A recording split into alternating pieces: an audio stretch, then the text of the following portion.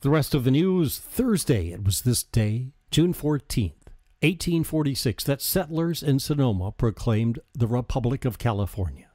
Hello, it's Dan Earhart. Going further back in time, 300 million years further back in time, it's now known that people evolved from Jaws, a primitive shark, the Acanthodes brawny. That was the common ancestor of all jawed vertebrates on Earth, which includes us. The Billboard chart is interesting this week. Debuting at number 4 is Neil Young's Americana, making for his second highest charting album ever since Harvest back in 1972. Number 3 is the Beach Boys' 29th studio album, That's Why God Made the Radio, and it's their highest debut spot ever. At number 2 is Alan Jackson's 30 Miles West, and number 1, who else? Adele for the 24th week.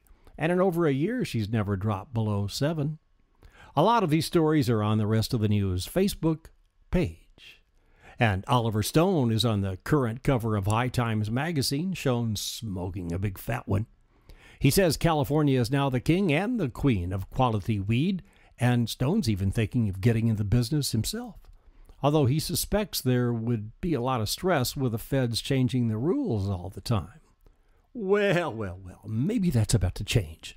The rumor mill today is rampant speculation that legalizing marijuana will be President Obama's secret weapon to win a second term. His campaign staff figures that would boost youth turnout by up to 4 points. And what a difference that will make in a tight race. It's been a long time coming. The San Francisco Chronicle calls it checks in the city. The Daily Mail says Sarah Jessica Parker gets a home visit. Tonight it's New York City for the president's fundraisers, beginning with an episode of Dinner with Barack at Sarah and Matthew Broderick's place in the West Village. Ticket for that one is $40,000 and includes an evening with Anna Wintour.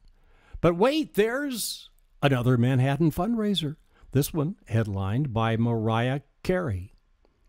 Hey, that Pegasus rocket took off yesterday from a big jet plane over the Pacific Ocean, headed for space with a NuStar X-ray telescope on board. It's now successfully in orbit, 350 miles high, looking for black holes. 41 is the title of a documentary about George H.W. Bush that airs tonight on HBO.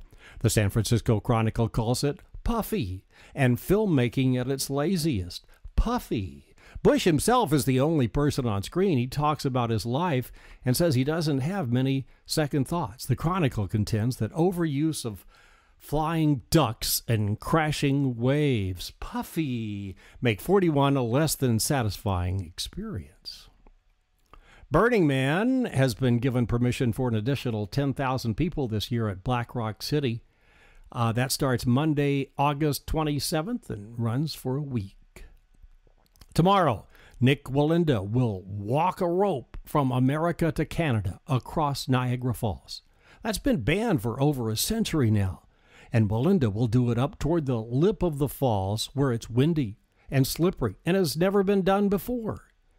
It's known that optimism has an evolutionary origin as it helps us to live longer. Let's hope that holds true for Nick Walinda tomorrow. Tune in for the rest of the news. And thanks for listening. This is Dan Earhart.